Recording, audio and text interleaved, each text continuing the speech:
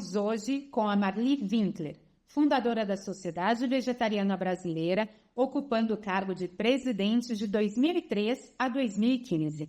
Marli foi criadora do site Sítio Veg, o site mais antigo no Brasil dedicado ao vegetarianismo e veganismo. Também foi responsável pela implementação da campanha Segunda Sem Carne no Brasil. E atualmente é presidente da União Vegetariana Internacional, a organização internacional mais antiga, em atividade desde 1908.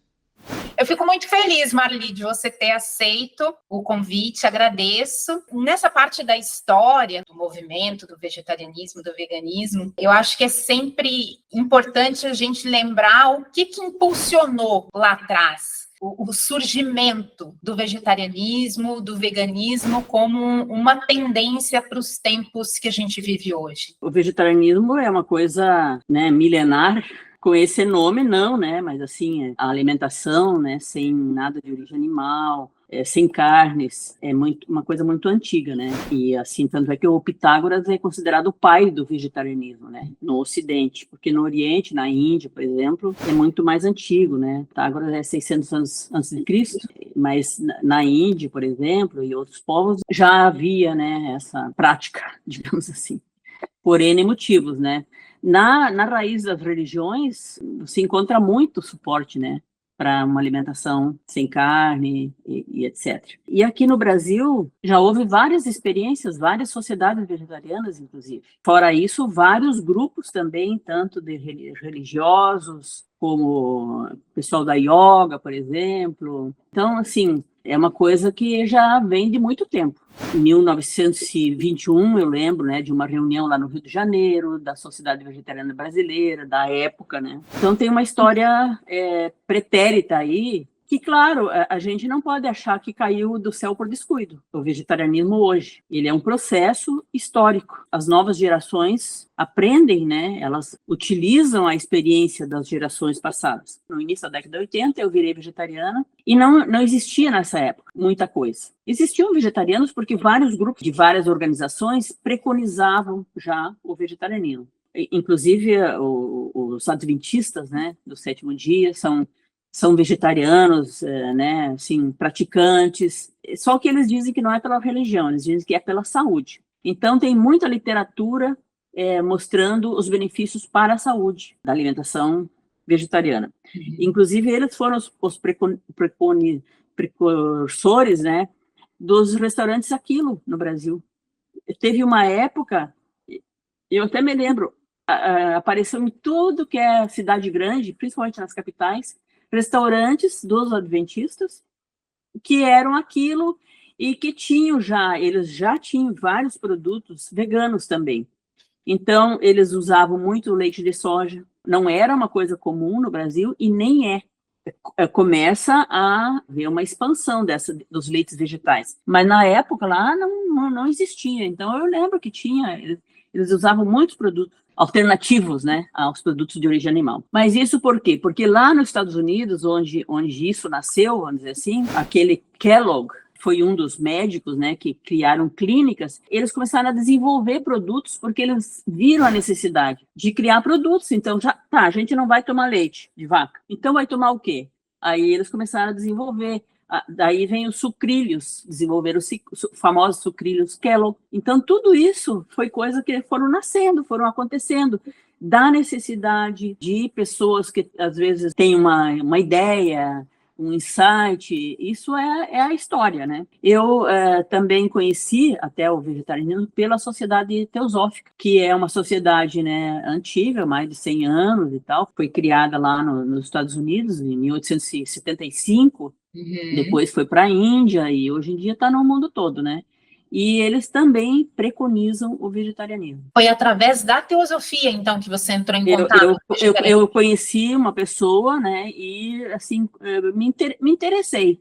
Claro que tudo é um processo, né, a gente vai se assenhorando das motivações e vai, né, vendo o que serve, o que não serve. Mas, assim, na história do vegetarianismo, a gente vê que, via de regra, as pessoas procuravam se alimentar sem carne, sobretudo, porque traz muitos benefícios para a saúde. Isso aí era o ponto. Isso está mudando. Hoje em dia é muito mais pelos animais, mas também pela saúde tem um peso muito grande de motivar as pessoas a virarem vegetarianas. Principalmente no começo, muitas pessoas percebem como isso é bom, né? Não só para a gente, pessoalmente, mas para o meio ambiente, como eu digo, para os animais, para a humanidade, para tudo. Aí eu escrevi um livrinho, e daí, bem quando eu comecei a pensar nisso, eu me mudei para Florianópolis, onde eu moro até hoje. E aí, chegando aqui, eu encontrei uma prima, assim, antiga e tal, e o marido dela estava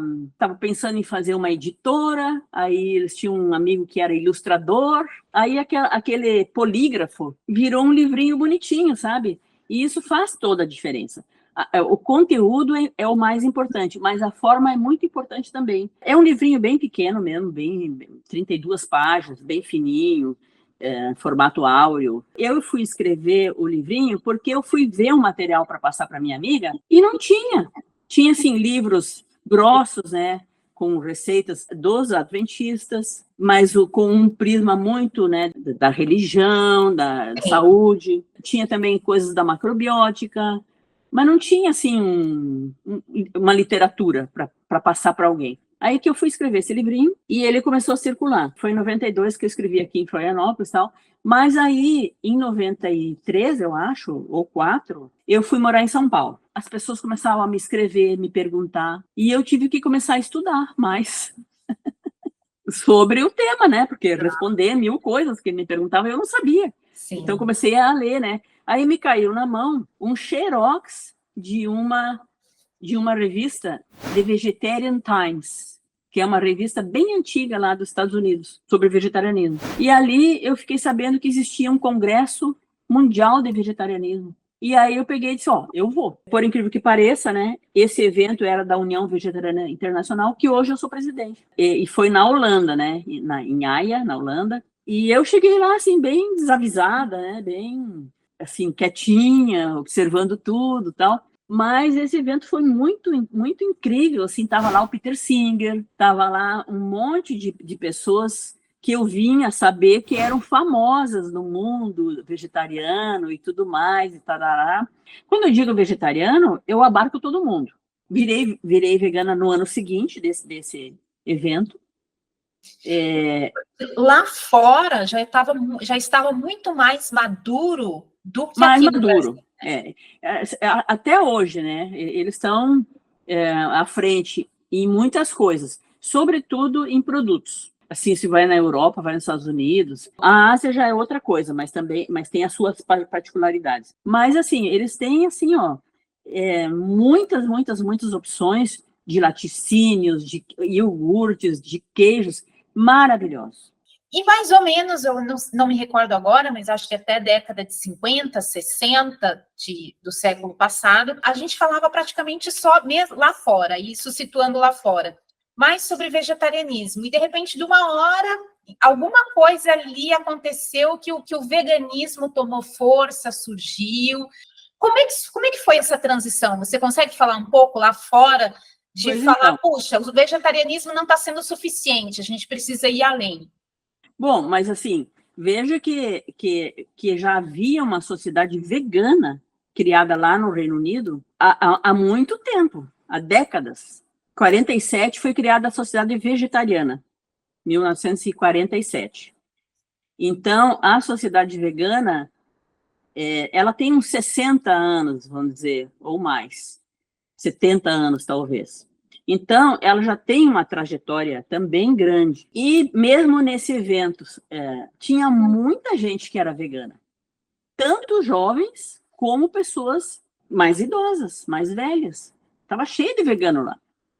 Então, aqui no Brasil que não tinha chegado essa novidade aqui, entendeu? Sim. Tanto assim que daí eu voltei para casa e eu não conhecia nenhum vegano. Não existia nenhum restaurante, não existia absolutamente nada. Aí, o que eu comecei a fazer? Bom, daí também aconteceu o seguinte, eu conheci o pessoal que estava organizando o Festival Vegano do ano seguinte, 95, lá na Califórnia, e eu fui também.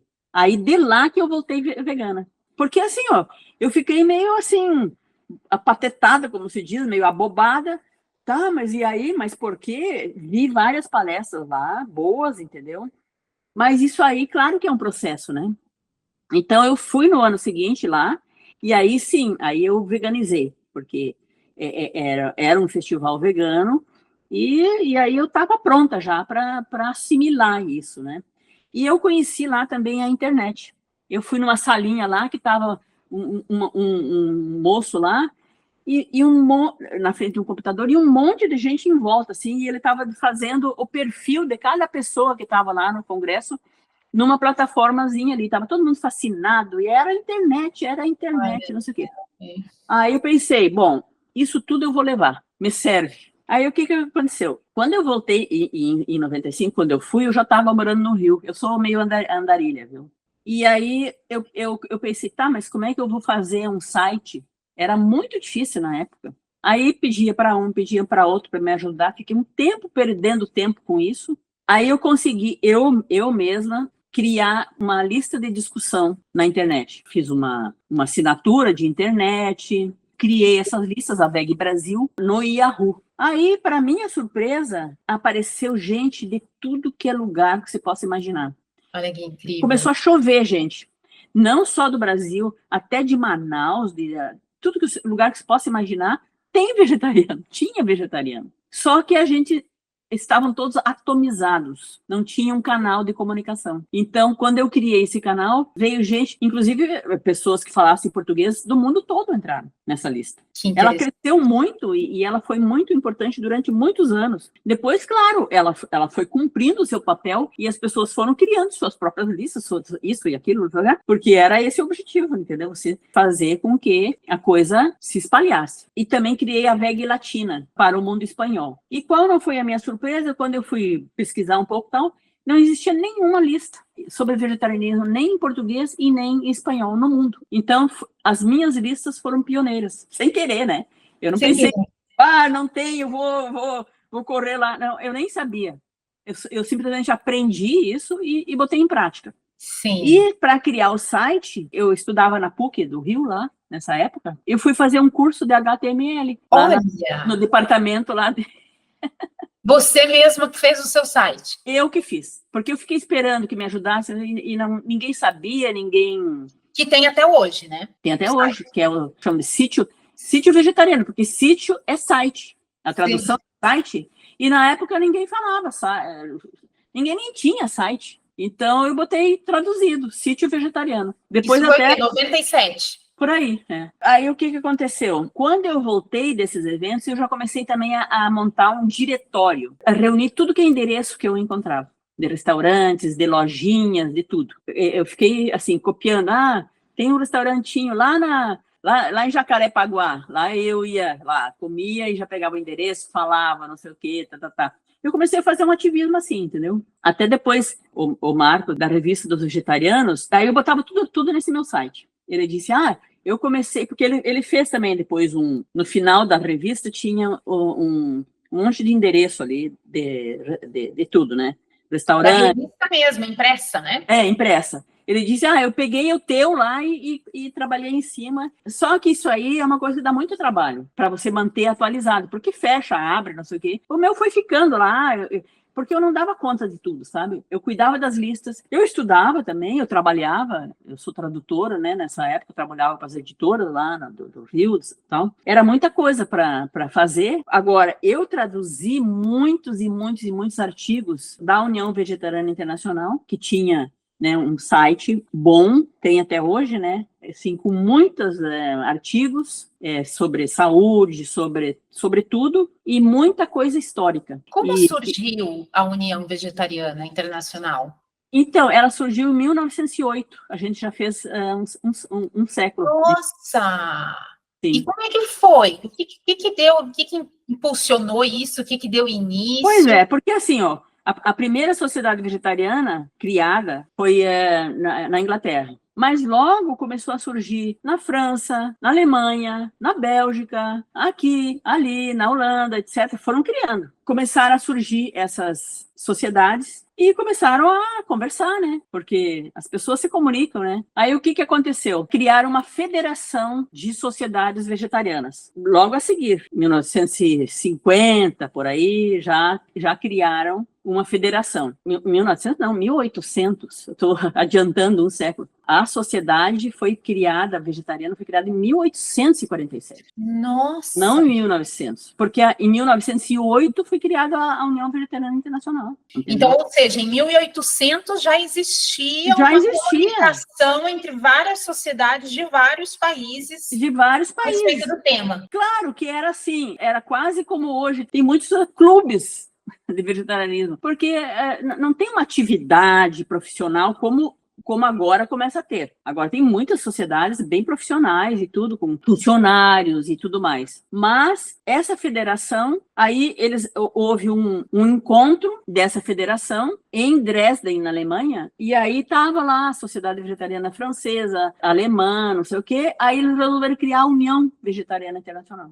Em 1908, em Dresden, na Alemanha. Então, essa união é quase que um sindicato, né? Significa um sindicato das associações vegetarianas do mundo. Então, começou ali. E desde então, olha só que incrível, desde então, essa união, ela faz eventos no mundo todo. Mas quem organiza esses eventos são os nossos associados, porque a união em si, ela é pequena, é um conselho que é eleito, né, pelos sócios, que são as sociedades vegetarianas, que pagam uma anuidade lá e tal. Então, eles elegem o conselho. Desde então, aí a cada ano, ou a cada 2 anos, às vezes já foi até a cada 3 anos, dependendo da política, de uma série de coisas, essa união, através de um associado, organiza, inicialmente a gente chamava de congresso, depois a gente mudou para VegFest, e mais recentemente até eu sugeri da gente mudar para Festival Vegano, porque existe essa coisa, né, hoje em dia. É vegetariano, então come leite e ovo, ou então promove. Mas a União Vegetariana Internacional, desde esse evento que eu fui lá na Holanda, não promove mais nada. Ela aceita quem seja, e inclusive quem não é. Se tem simpatia na sociedade vegetariana, quando eu criei a Sociedade Vegetariana Brasileira, tinha essa concepção. Todo mundo é bem-vindo, mesmo que não seja vegetariano. Porque às vezes a pessoa está numa situação ali que ela não consegue, seja pelo que for, tem vários motivos para isso. Mas ela gosta e ela quer ajudar. Então, ela é bem-vinda. Claro que ela não pode se eleger para um cargo de relevância, porque aí também ficaria complicado, mas ela pode ser um sócio. Na União Vegetariana, desde 95, não sei, todos os eventos, todos são veganos, todas as comidas servidas, tudo vegano, e ela tem, então, agora a gente vai fazer o 49º evento da IVU, vai ser o ano que vem, no Vietnã. Que legal. Então, já são 50 eventos, entendeu? E eu achei tão interessante você trazer essa parte de 1800, essa parte histórica que já estava presente em 1800, porque eu fico pensando, poxa, 1800 ainda imperava um espírito muito da Revolução Industrial e com um paradigma assim muito utilitarista de tudo. Eu fico pensando, o que deve ter motivado essas pessoas lá na época a olhar para isso? Era a causa animal? Era o respeito aos animais? Era uma questão mais da saúde? Tinha a causa animal, tanto é que a sociedade vegana se tornou sociedade vegana. O que aconteceu ali? Eles tentaram que a própria sociedade vegetariana tivesse um departamento vegano. Aí a sociedade disse, não, criem o de vocês. E aí eles foram lá e criaram a sociedade vegana, mas eles continuaram atuantes na sociedade vegetariana. Não houve um rompimento. E faziam os eventos juntos, eles participavam de todos os eventos da IVU, desde sempre. O criador lá da sociedade vegana, ele participava de todos os eventos da União Vegetariana Internacional. Então, assim, não houve um rompimento. É quase como, assim, um novo departamento. E as motivações, no caso dos veganos, era só pelos animais, entendeu? Que eles não queriam tomar leite e nem ovo. Era pelos animais. A saúde sempre esteve presente também. Então, todo mundo buscava estudar, entender qual que era o impacto de uma alimentação à base de carne, de ovos, de leite. Então, já desde sempre houve esses estudos. E a literatura também, tem muita literatura dessa época. Inclusive, a mãe do vegetarianismo no Ocidente, que é a doutora Anna Kingsford, que ela é também uma inglesa, ela foi a segunda mulher a se formar em medicina da Inglaterra, e ela não pôde estudar lá na Inglaterra, era proibido mulher estudar medicina. Então ela teve que ir para a França. E isso era muito difícil, porque ela era uma mulher casada, se deslocar de um país e para outro, ficar estudando lá, isso era uma coisa muito complicada. Mas ela fez isso, e ela foi para lá, e estudou. Se formou em medicina, e ela defendeu a tese dela, que é a alimentação perfeita do homem. Nessa tese dela, é uma coisa muito impressionante. Ela põe todos os motivos que se possa imaginar que nem são falados praticamente hoje em dia. A única coisa que ela não abordou com profundidade, porque não existia, eram os impactos ambientais, que depois disso é que começou a realmente, também os animais não eram criados confinados, não eram criados nessa quantidade absurda que é criada hoje, e gerando, né, impactos, contaminação das águas, uso e contaminação, destruição das florestas, nada disso existia na época. Então, ela não podia falar de uma coisa que não existia. Sim. Mas o resto ela falou. Ela era uma pessoa brilhante, uma palestrante, uma pessoa que falava tão bem que o pessoal que estudava teatro ia vê-la falar, não porque se interessasse por vegetarianismo, mas para ver uma pessoa falando muito bem. Ela fez muitas e muitas palestras sobre vegetarianismo, ela correu a Inglaterra inteira, ela correu a Europa inteira quase, falando sobre vegetarianismo, defendendo o vegetarianismo. Então, são coisas que são desconhecidas. Sim. Né? Muito pouca gente sabe isso. Sim, e até esse é um dos motivos da gente ter essa conversa, justamente isso, assim, porque tem partes aí históricas que elas são pouco difundidas. Exato, e a gente aprende com quem já trilhou o caminho, sabe? Esses eventos que eu fui e as pessoas que eu conheci, também a gente, sabe? Eu conheci, por exemplo, a Ellen Nearing, lá na Holanda. Ela e o marido dela, eles eram os precursores do movimento de volta à terra nos Estados Unidos. Pessoas muitíssimo interessantes, também palestrantes, uma pessoa que toca violino, pessoas maravilhosas, que vale a pena a gente conhecer. Então, ela até me mandou todos os livros dela, conheci o Peter Singer, né, que todo mundo hoje em dia conhece, mas lá em 95 ninguém nem sabia. Aqui no Brasil ninguém sabia de nada. Talvez, assim, um que outro, mas não era uma coisa pública. Inclusive, o Peter Singer, eu disse, olha, Peter, eu quero traduzir o teu livro, o Animal Liberation, né? E eu quero permissão, porque eu trabalhava em editoras, né? Eu era tradutora. Aí eu fui lá na minha editora, ofereci, aí o editor lá disse, não, esse livro aqui, ele é muito forte, aqui ninguém vai se interessar por isso, não sei o quê. Mas deixa estar, né? Como eu digo, o mundo dá voltas, uma por dia, e foi dando voltas, esse livro veio para as minhas mãos e eu traduzi esse livro. E o editor, aquele que não quis traduzir, hoje em dia é vegano. Eu já acho que eu já tinha ouvido essa história, em algum lugar você contando. Essa parte eu acho que eu não sabia. Porque é curioso, né? É muito curioso, Que é o livro hoje que você fez o prefácio, né? Não, tem um outro livro dele que eu fiz o prefácio, eu acho. Sobre ética. Faz tempo que eu não mexo nesse material, agora está até me fugindo assim, os nomes. Prefácio, ele mesmo que fez, porque a cada edição ele tem um novo prefácio. Ah, pode ser. Agora ele lançou novamente uma nova edição e dessa vez atualizada. Eu até comprei, mas não consegui ler ainda. É muita coisa, sabe? Sim, sim. Mas eu gosto de ter os livros e eventualmente vou lá, leio, quando o momento pede, né? E assim, você comentou da União Vegetariana Internacional, de várias sociedades. Como é que isso foi chegando no Brasil? Porque a gente tem hoje a Sociedade Vegetariana Brasileira e a gente tem várias organizações hoje já no Brasil, que muitas são internacionais, mas que estão aqui trabalhando para a causa animal. Exato. Como é que elas foram chegando aqui? Na época que... Eu que criei a Sociedade Vegetariana Brasileira. Sim, você fundou, aqui, né?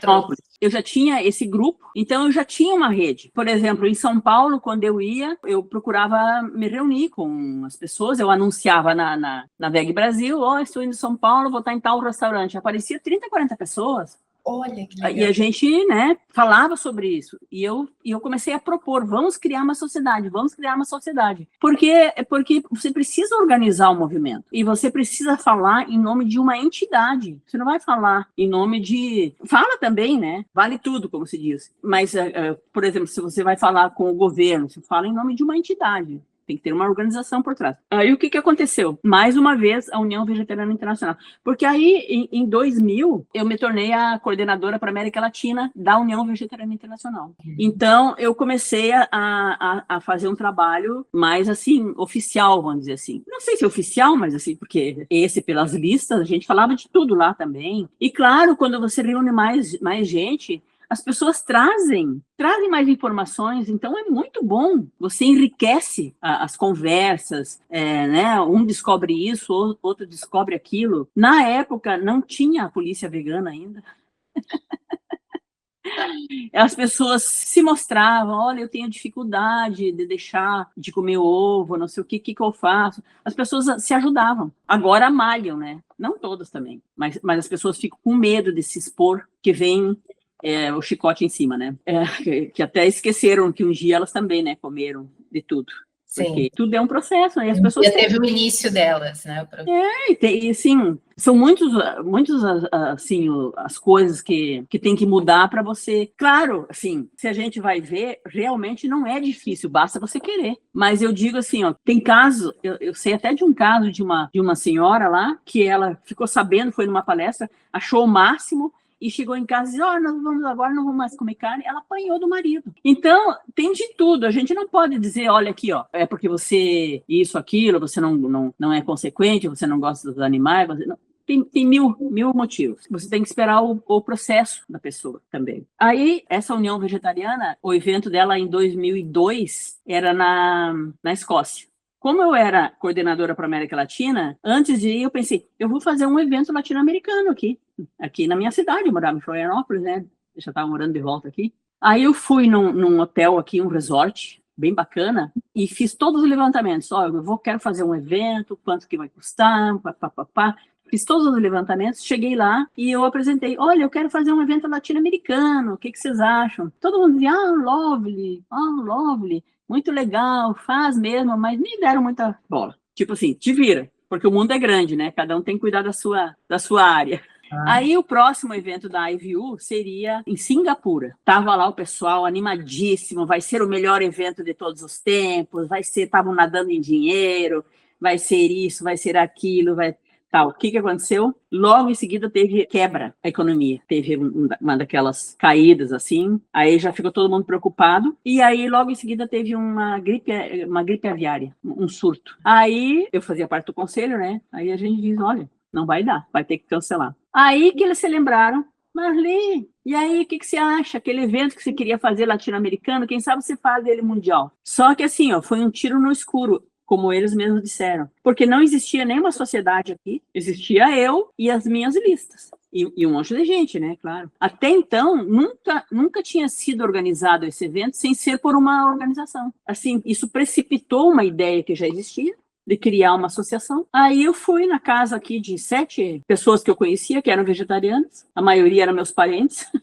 e peguei a assinatura. E eu fiz tudo. Daí fui lá no cartório, registrei, fiz os estatutos com a ajuda de um amigo lá, registrei e pronto. Aí passou a existir a Sociedade Vegetariana Brasileira, que está aí até hoje, né? E eu presidi ela por 15 anos. Foi assim que ela nasceu. Justamente por essa sua experiência, por ter fundado a sociedade, por ter ficado tanto tempo nela, eu acho que você é uma pessoa que consegue ter um bom panorama do quanto a gente evoluiu nesse tema na sociedade brasileira. Expandiu, né? O quanto a gente expandiu. E você veja, né? Não é só no Brasil, isso aí foi um fenômeno mundial. E sabe por quê? O que ajudou? Principalmente a internet. A internet, sem dúvida. A internet fez toda a diferença, porque a gente curou o bloqueio, a ditadura da comunicação. Da grande mídia. Da grande mídia, que não deixava falar em vegetarianismo. Agora está, assim, lentamente se abrindo, mas não era proibido falar na Globo e tal, em vegetarianismo. Não era assim proibido, eu estou dizendo, aí é proibido. Não, se alguém fosse lá, dizia, você não pode falar a palavra vegetariano. Não podia. Então, com a internet a gente começou a botar, os animais são tratados desse jeito. A Nina Rosa, por exemplo, ela fez aquele vídeo, A Carne é Fraca, Aham. e lançou aqui no evento que eu organizei, em 2004. Inclusive, ela veio antes, a gente foi na serra aqui, eu ajudei ela a fazer, conhecia bastante gente aqui, aquela parte dos frangos, dos porcos, tudo foi feito aqui. Eu levei ela, a Denise, a pessoa que era cineasta lá, tal, a gente foi e ela fez as gravações. Porque nessa época também a gente começou a pegar videozinhos lá de fora e a traduzir para o português e tudo, eu fiz vários desses assim, e o pessoal dizia, mas isso é lá fora, aqui não é assim. Aí, com esse vídeo da Nina Rosa, foi o primeiro precursor, muito bem feito, a gente mostrou que não, aqui é assim também. Sim. Os animais também são confinados, tratados, né, de uma forma indigna e geram muitos, tudo isso, todas as coisas que a gente sabe, né, que acontecem. Sim.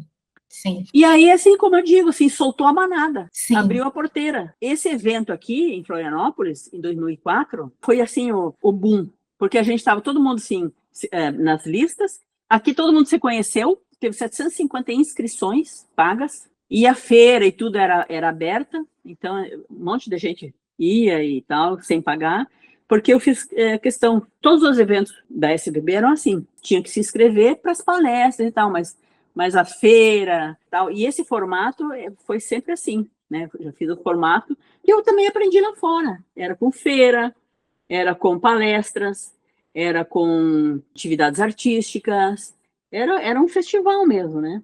Então, aqui no Santinho foi uma coisa muito especial, vamos dizer assim, que aconteceu, e aí motivou muito as pessoas. Saiu todo mundo daqui, assim, animadíssimo. Aí já começava, né, as pessoas ter acesso à internet, a fazer site, e aí só cresceu, porque a tendência é essa. E as comunicações, né, tudo começou a acontecer. E não só aqui, como eu digo, em toda parte. Sim.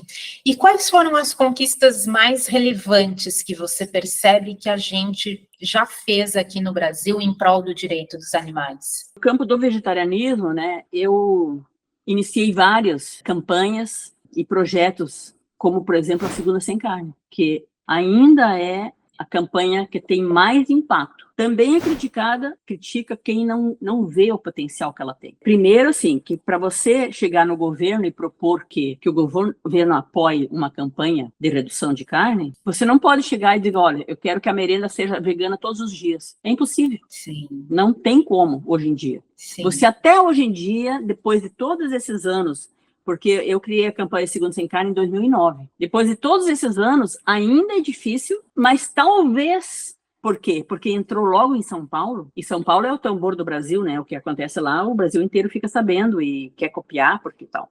Talvez você consiga ter opção vegana todos os dias. Isso é possível. Mas você tornar a merenda vegana todos os dias, você não consegue. Também é um processo. É um processo. Agora, o que aconteceu? Essa campanha Segundo Sem Carne, ela já existia lá nos Estados Unidos desde muito tempo, 73, parece. Começaram lá uma campanha assim, mas estava lá, quietinha, não decolava, entendeu? Aí, o que aconteceu? Uma pessoa que eu conhecia desses eventos da União Vegetariana Internacional, que é o Tobias Linhart, até.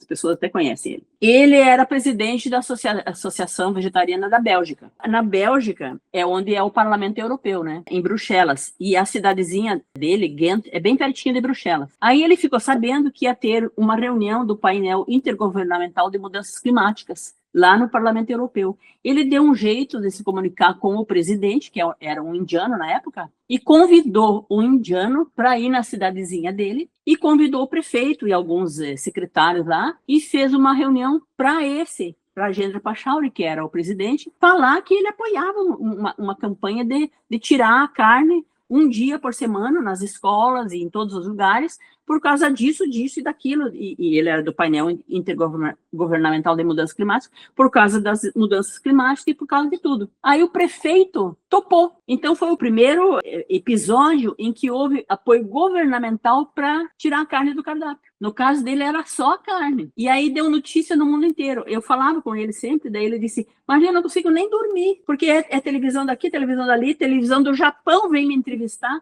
Aí eu disse, puxa vida, vamos fazer isso aqui no Brasil. Ele, inclusive, me deu lá o PowerPoint dele, né? A gente está em colaboração, ele era, assim, meu amigo, é ainda. E o que tinha acontecido aqui no Brasil? Eu já nessa época, eu já tinha um relacionamento com o secretário de Meio Ambiente de São Paulo. Por quê? Porque ele tinha demonstrado interesse na nossa causa. E eu tinha já convidado ele para ir no nosso segundo evento, depois do evento aqui do Costão, eu fiz lá no Memorial da América Latina, em São Paulo. E eu convidei ele para a abertura. Ele, a Nina Rosa, que, né, a Nina Rosa, com a carne é fraca, já virou uma personalidade do movimento. Sim. Então, o doutor Eduardo Jorge foi lá na abertura, ajudou muito a gente lá para conseguir o local, para fazer o nosso evento, tudo. E ele tinha ido, eu acho que 1 ano ou 2 antes, isso aí também me chamou muito a atenção. O nosso grupo local lá de São Paulo, da SBB, junto com outros grupos, organizaram um dia sem carne e fizeram uma torta grandona escrito vegan e foram ali na frente da prefeitura de São Paulo e começaram a fazer, né, uma atividade ali. E o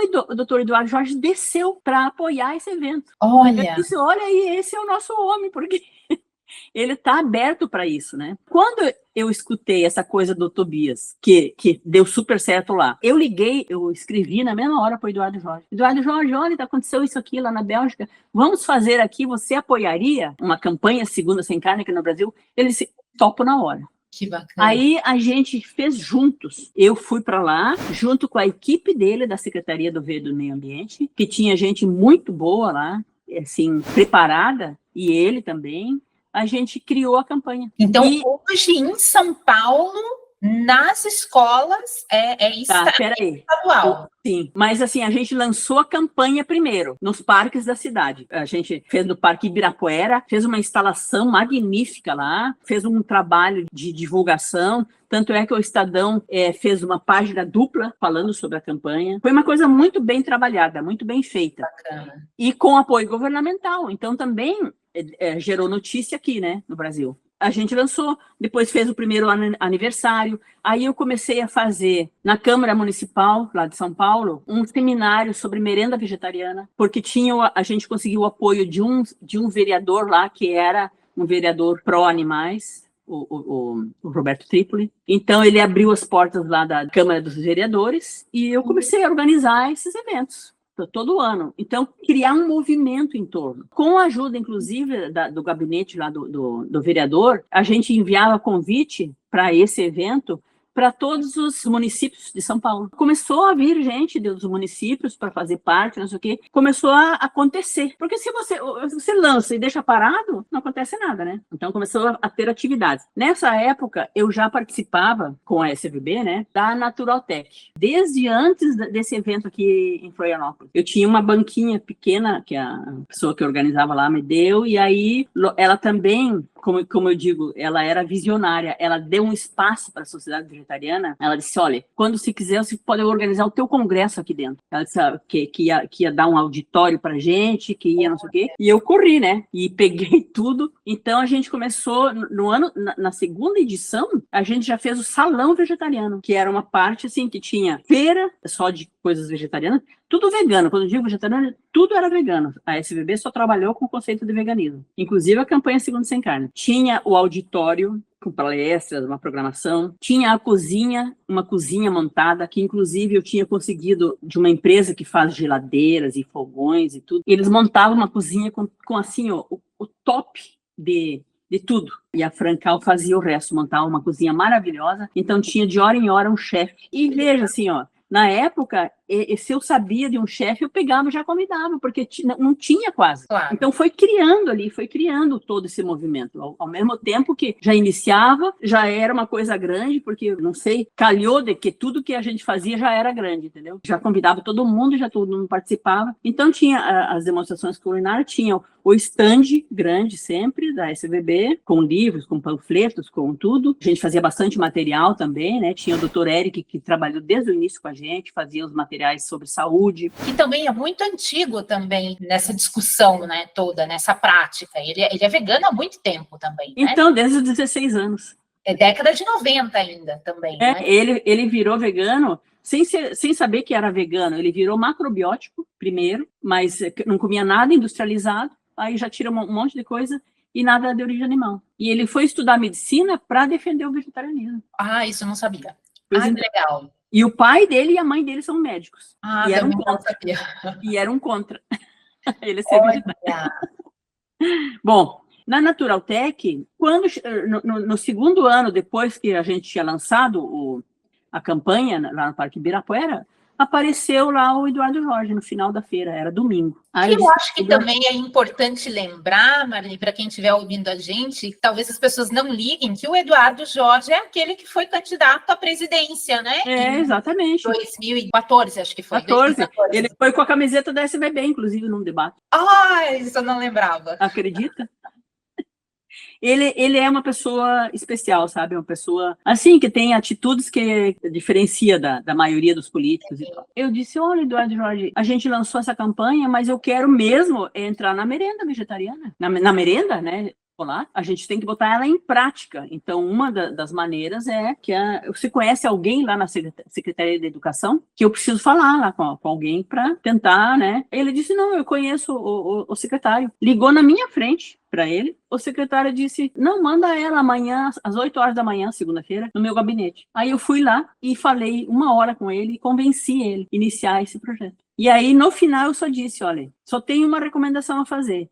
Não adianta trocar carne por ovo ou leite, ou alguma coisa, porque você vai tirar todos os argumentos. Aí ele fez até assim, obrigada por me falar isso. Ou seja, eu estava até pensando nisso. Mudou uma chave na cabeça dele. E hoje em dia, igual aquele lá, editor, ele é vegano e o Eduardo Jorge é vegetariano. Foi uma conjunção dos astros muito interessante. Aconteceu, né? Sim. A gente tinha feito também um trabalho, porque a gente estava tentando fazer com que o órgão de classe das nutricionistas tivesse um parecer favorável ao vegetarianismo, porque tinha um parecer lá falando mal do vegetarianismo, né? Ultrapassado. E, com o Eric até, eu pedi, olha, vamos tentar falar com elas para, né, a gente mudar isso aí.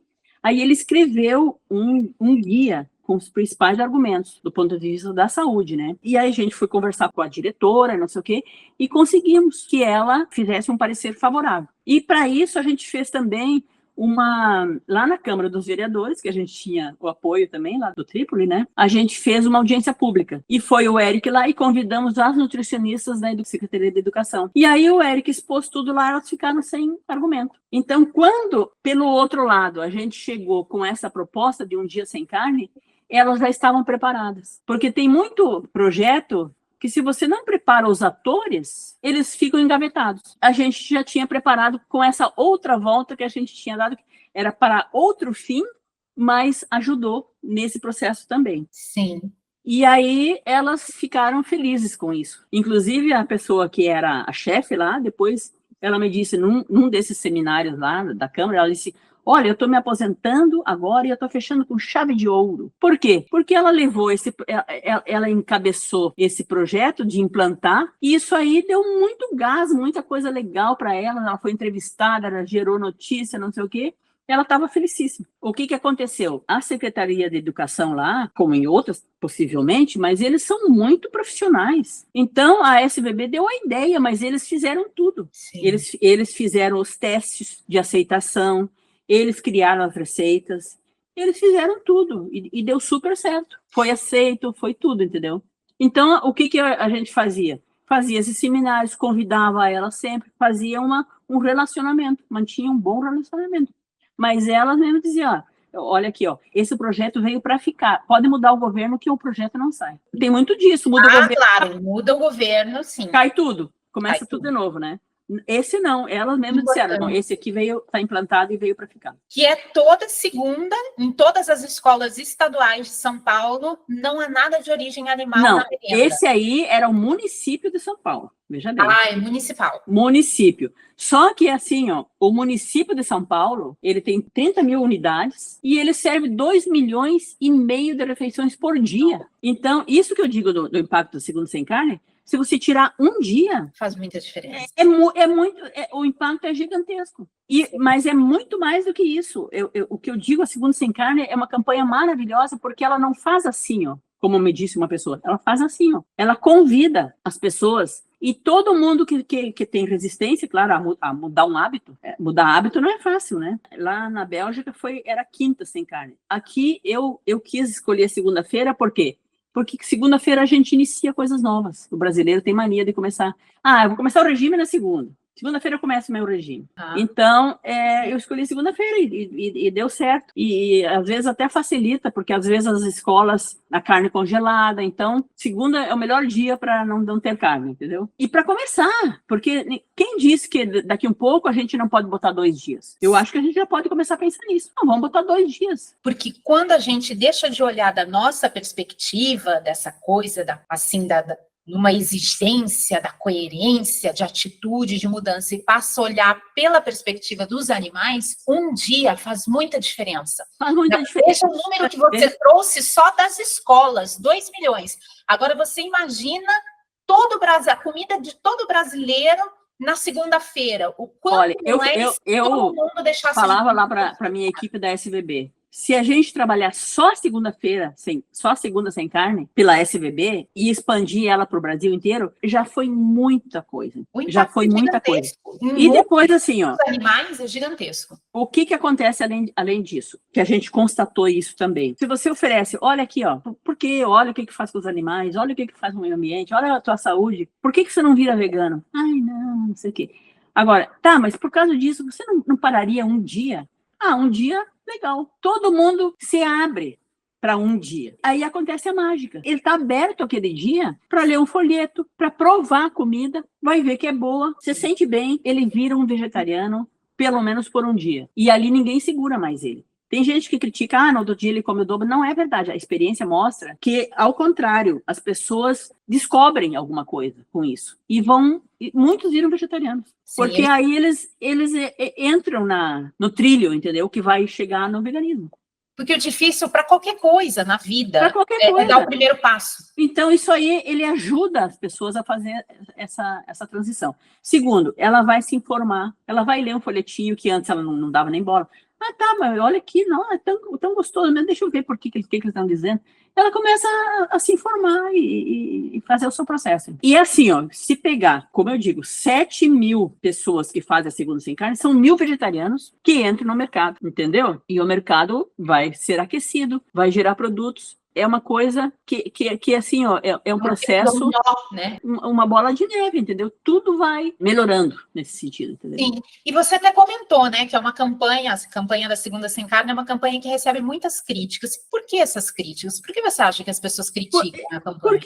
Porque elas acham, é só um dia... No outro dia ela vai comer mais. O que adianta um dia? Bom, se adiantasse eu oferecer todos os dias sem carne e chegasse lá na secretaria e oferecesse e eles soltassem, eu faria. Mas não adianta. Então, entre não fazer nada e fazer um dia, e aí acontecer tudo isso, eu prefiro fazer um dia do que não fazer nada. Sim. Porque essas pessoas que criticam, elas ficam de braços cruzados e torcendo para a gente dar errado. São críticas improcedentes. A gente não está num mundo ainda, infelizmente, em que você possa simplesmente falar, né, do que acontece com os animais e a pessoa muda automaticamente. Existem muitas forças poderosas também defendendo interesses. Então, você não pode ser ingênuo de achar que basta falar que vai todo mundo virar vegano. Então, se não vai virar vegano, é melhor nem falar. São pessoas, para mim, egóicas, sabe? Que é mais a sua...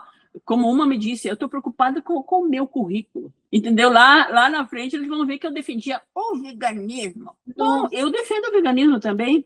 E se eu conseguir fazer um dia que seja vegano, e eu conseguir colocar na secretaria da maior cidade da América Latina, que é São Paulo, que serve 2,5 milhões de refeições por dia, eu consegui introduzir um dia vegano. Fantástico. Então, isso tem um significado. Esse projeto, inclusive, levou um prêmio lá no Egito, na COP27. Esse projeto lá do Secretaria que fantástico. Que eu iniciei lá com ela. Eu falo sabe, Ariadne? Porque na época não tinha praticamente, não tinha nenhum funcionário da SBB, e eu que fiz todas as articulações, todas as conversas, eu que tive a ideia, e eu chamei um e outro, claro, que me ajudaram, o Eric me ajudou muito, porque daí ele ia comigo, né, nas reuniões também, e tudo, mas quem articulou, quem pensou, quem fez, fui eu. Inclusive, depois a certificação, programa de certificação, eu acho que todos os programas que tem na SBB, não me lembro de nenhum outro que tenha atualmente, que eu não tenha iniciado e consolidado.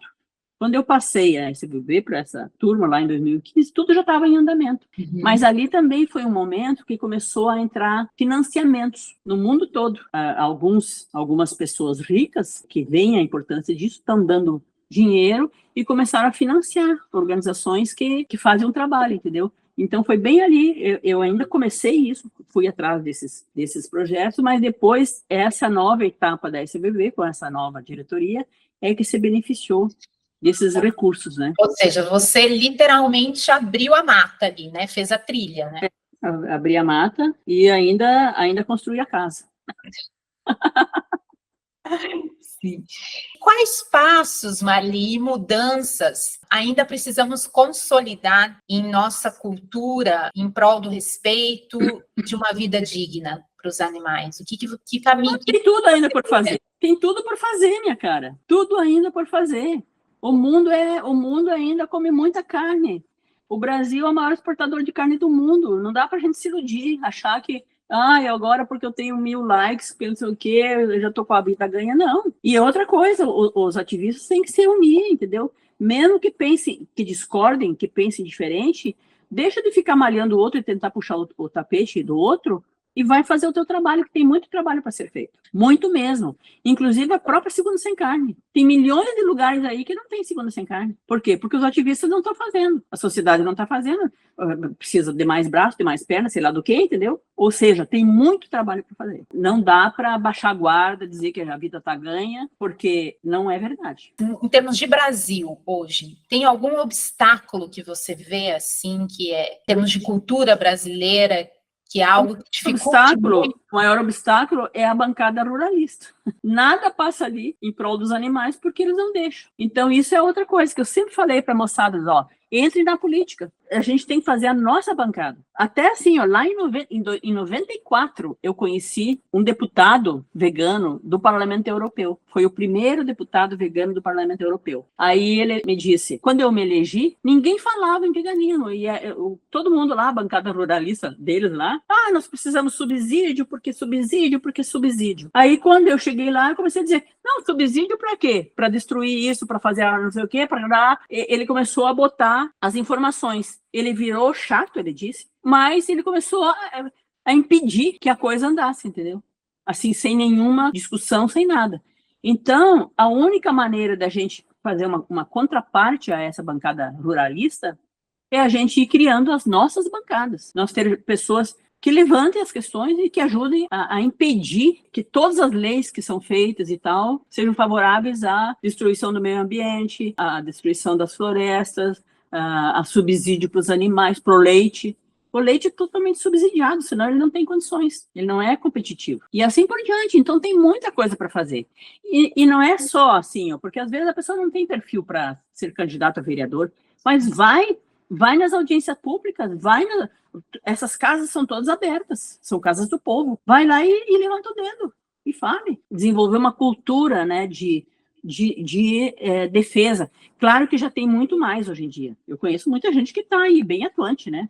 Acho que a gente já está mais maduro dentro da política, na parte mais de pet. A gente tem visto muitos protetores, a questão dos cachorros, dos gatos. Isso acho que a gente já deu um avanço e realmente essa outra parte ainda falta, embora a gente teve um movimento disso, que foi aquele mandato coletivo da Mônica com o Fábio, né? Foi uma tentativa, né? Até estimulei muito a Mônica e muitas pessoas ali, eu dizia, olha, entrem na política, porque a gente tem que ter nossos representantes lá, né? Sim. Claro que não é fácil, né, se eleger. A gente tem até uma tabela. Para vereador é tanto, é assim que funciona a nossa política, né? Então, mas você tem que ir para a arena, ser um gladiador e conseguir ir abrindo espaço, né? Não tem outro jeito. Porque, assim, pela conscientização, tem um limite, a gente não vai conscientizar todo mundo. Porque também as pessoas se enganam. Aquela coisa de dizer, se os frigoríficos fossem de vidro, todo mundo seria vegetariano. Uma boa parte seria, mas não todo mundo. Uhum. Infelizmente é assim.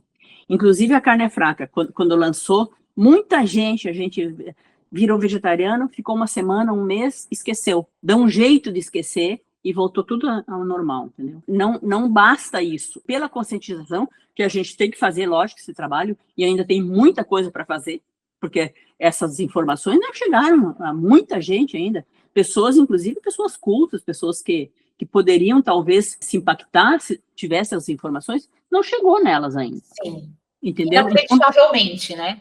Tem que fazer isso, mas tem que trabalhar pela política, tem que trabalhar com os governos que estão aí, pressionar. Então, outra coisa, Segunda Sem Carne. A gente entrou, tá? Porque é um dia e conseguiu o apoio governamental. Senão não conseguiria, né? Até porque lá na época, quando a gente conseguiu, lançou a Segunda Sem Carne, a indústria da carne reclamou com o prefeito lá de São Paulo. Aí o prefeito reclamou com o Eduardo Jorge. E o Eduardo Jorge disse para mim, responda sucintamente. Aí eu chamei o Eric, vamos responder isso aqui. Porque ele dizia, nossa carne é saudável, eu dou muito emprego. Aí o Eric disse, olha aqui, ó, o guia alimentar do Ministério da Saúde, diz que o brasileiro come muito sal, muito açúcar, muita gordura, precisa comer mais cereais, mais verduras, mais frutas. Nós estamos ajudando o governo a fazer o trabalho de casa. Acabou, fechamos a boca do... E é verdade, isso é verdade. Isso a gente percebe que ainda o argumento da saúde é a principal porta de entrada para essas pessoas que ainda argumentam contra. É um argumento poderosíssimo. E eu sempre valorizei também esse argumento, embora as pessoas dissessem, isso aí não vale nada, porque isso é uma coisa egoísta, não sei o quê. Olha, se eu fosse... Ainda bem que a gente tem todos os argumentos favoráveis a uma dieta vegana. Ela é a mais saudável, feita direitinho, claro. Você não pode comer só miojo e achar que vai ser saudável, né? Sim. Tem que ser uma dieta balanceada, como qualquer dieta para ser, né, saudável. Mas, assim, a gente tem todos os argumentos favoráveis. Agora, se a gente não tivesse, como é que eu vou dizer para uma mãe que fica grávida, uma pessoa que fica grávida, que o neném dela vai ficar deficiente porque ela parou de comer carne, que é o que os médicos dizem. Ela volta a comer carne na hora. Lógico. Quem que vai abrir mão da própria saúde ou do seu filho em prol de um animal? Pouquíssimas pessoas. Mas não precisa ser isso. A gente tem argumentos que ela vai ser mais saudável até. Então, ainda bem, né? Mas a gente estaria numa situação muito complicada se não fosse isso. Se a gente dissesse para a pessoa abrir mão por causa do animal, abrir mão da carne. Não, mas não é essa a questão. A grande maioria não entende. É por essa via. Porque não quer entender. Ela está muito bloqueada, entendeu? Sim. Muito bloqueada. Porque assim, ó, a gente nasceu, nossos avós, nossos pais, a gente mesmo, comeu carne, nunca questionou nada disso. Então, as receitas, aquelas afetivas, o que, tudo é a base de carne. Então, é uma coisa que é difícil romper esse hábito, entendeu? E é mais que hábito, é uma coisa, né, que a gente ia lá na casa da avó, tinha aquele pratinho de não sei o quê, essas memórias afetivas. Então, a gente está rompendo com muita coisa. Mas a gente, ao mesmo tempo, a gente se abre para o mundo maravilhoso do vegetarianismo. A culinária, as culinárias étnicas, a maioria, né, as culinárias árabes, indianas, eram vegetarianas. Tinham pouquíssima carne. A própria chinesa, eu já fui 2 vezes na China, as pessoas criticam tanto, na China come cachorro. Primeiro assim, que até eu perguntei lá para os ativistas, meus amigos lá, né, mas come muito cachorro aqui, como é que é isso? Isso aí, lá num lugar remoto, não sei o que, comem.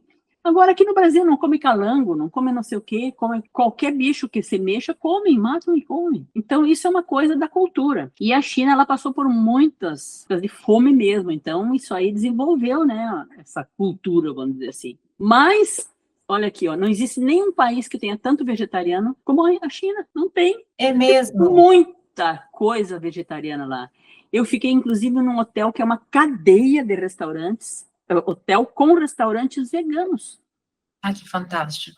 Isso não tem aqui. Então, quando critica, às vezes é com muito... É a mesma coisa assim, ó, quando eu fui para o Irã, que é um país maravilhoso, eu tinha aquela noção americana do Irã, entendeu? Só tem barbudo fanático lá. Não, o Irã é a Pérsia, é o berço da história do mundo, entendeu?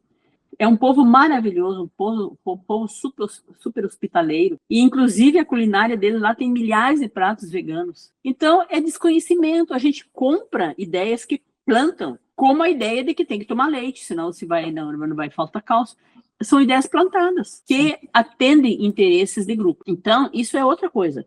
A gente tem que tomar cuidado com informações que a gente compra. Sim. E cabe a gente ter a inteligência de a gente saber transmitir também tudo isso que a gente aprendeu. Porque a ferro e fogo não vai. Não. A ferro e fogo pode ir para um que outro. Por isso que eu digo, é bom que tenha tudo que é tipo de grupo.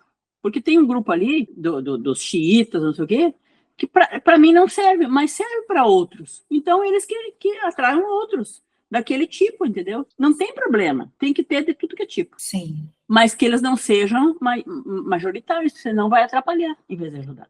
Infelizmente, porque as pessoas não gostam. A maioria não gosta do radicalismo, do extremismo. A maioria não gosta dessa linguagem. Porque a coisa em si já a pessoa já fica assim, puxa, eu estou fazendo uma coisa errada. E quem que quer admitir que está fazendo uma coisa errada? Então já é uma coisa complicada. E aí se você vai ainda com agressividade ou com, entendeu, botando o dedo no nariz, não funciona. Marli, que fantástico conversar com você, e fico, assim, conversando com você, eu fico, notável do quanto a gente hoje que está aqui deve a todo mundo que passou em algum momento da história, em algum lugar do mundo, e plantou alguma sementinha e fez alguma ação em prol desse movimento, em prol dessa causa, da disseminação dessa consciência. Olha, desde lá quando você começou a contar, eu sabia do início de 1900, não tinha conhecimento de lá, de 1800 ainda. Mas quando você começou a falar, eu pensei, gente, é um processo, e a gente tem que ver enquanto um processo civilizatório, né? Que assim como a gente está aqui hoje deve a todo esse pessoal que passou, lá o pessoal de 2100, 2200, que eu acredito que a humanidade será vegetariana nessa época. Daqui 100, 200 anos, eu acredito que a gente não vai mais ter essa exploração animal, a gente não vai mais comer derivados animais. Vai ser, lá no futuro, vai ser graças também a tudo isso que a gente está fazendo aqui. Então, todos nós estamos ali numa teia, né, trabalhando. E é o que eu digo, uma andorinha sozinha não faz verão. É o nosso movimento como um todo que vai impactar e vai fazer as mudanças, entendeu? Porque uma pessoa sozinha, até, óbvio que tem pessoas que ajudam muito mais, mas às vezes um tijolinho ali, ou então um tijolinho de uma pessoa, mais um tijolinho, ajuda na construção. Então, cada ajuda é bem-vinda. Mas assim, humanidade é humanidade, né? Então, existe tudo também no meio. Existe as pessoas que ficam com ciúmes, com isso, existe os usurpadores, os golpistas, existe tudo isso. E a gente tem que conviver com isso e fazer o nosso trabalho, porque deixa o resto acontecer. Porque também a gente está também num globo, numa casa, né, que é o mundo, que tem leis também. Se você planta feijão, você não vai colher melancia. Então, se as pessoas estão fazendo uma coisa, daqui a um pouco elas vão ter que pagar por aquilo. Assim como a humanidade vai pagar ainda muito caro pelo que ela faz com os animais. Vai ter troco. Está tendo troco. Essas calamidades, tudo isso tem a ver com isso. Em alguma instância, as pandemias, está comprovado, vem da maneira como se criam os animais e tudo isso. Agora, a gente não tem o poder ainda, né, para reverter isso. Por mais que a gente tem cientistas que já mostram isso. A gente não tem esse poder, mas a gente tem que ir tentando, né, cada vez mais para tentar reverter. E quem sabe lá no futuro, né, o mundo seja vegano. Sim. Sim, eu tenho convicção que sim. Eu acredito muito nisso. Acho que 100, 200 anos é o máximo e ainda um prazo muito, muito alto. Não digo que todo mundo vá se conscientizar, mas é aquilo que você falou, né? Não vai haverá muitas pessoas que vão saber e não vão ter essa consciência e a força de transformar as gente, até hoje tem canibais, ainda tem canibais. Isso eu não sabia. São poucos, e é assim, muito criticado, né? Mas com os animais vai chegar uma época que vai ser assim também. Mas você vai comer um porco, entendeu? E eu acho que é para essas pessoas que aí a carne vegetal, ou carne celular... Na atual conjuntura, é a mesma coisa que segundo sem carne. Vai ser determinante. Mesma coisa que segundo sem carne. Se eu pudesse introduzir na merenda, né, das escolas todos os dias comida vegana, eu faria, óbvio. Eu não estou aqui. Ai, não, você quer 2 dias? Não, pelo amor de Deus, vamos fazer um dia só. Claro que não, entendeu? A mesma coisa, carne cultivada, quer comer carne? Então vai comer a carne cultivada. Deixa o animal fora da equação, entendeu? E outra coisa, as pessoas também não querem saber o que tem ali. Ela quer que seja conveniente, perto de casa, barato e gostoso. Então ela vai no mercado e vai ter um estrogonofe, pouco importa se é de carne cultivada ou carne de bicho mesmo. Ela quer barato, é gostoso. venha. Até mesmo porque se elas fossem tão investigativas, soubessem bem o que estão Elas iam comendo, saber o que o animal passou para estar ali, né? elas não comeriam a carne, né? E tantos Exatamente. outros alimentos. Exatamente. Justamente comem porque as Então, pessoas realmente tudo não isso são sabem o que comem. processos.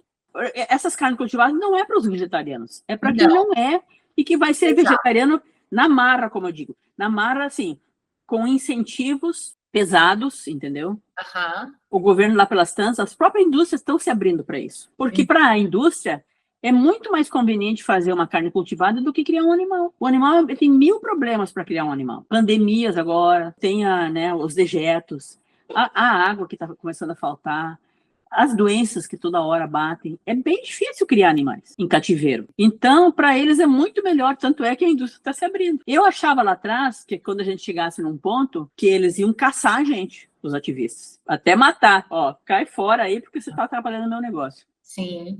Mas aconteceu uma outra coisa. Eles estão vendo e se abrindo e investindo. Pode ser mais vantajoso para Que é eles. mais vantajoso. Mais Porque vantajoso. eu sempre falei também, eles não querem matar, eles querem lucrar.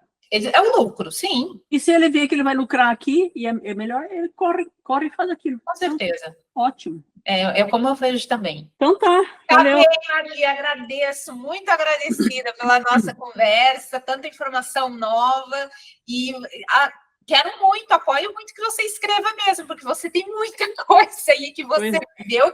Acho que tem coisa que só você sabe, Marli. Pois é. E que é muito importante que isso fique registrado em algum momento para consulta, enfim, futura, agora, de todas as pessoas, porque tem muita informação muito significativa. Legal, Ariadne. Um abraço. Prazer conhecer. Um abraço. Um ótimo dia para você.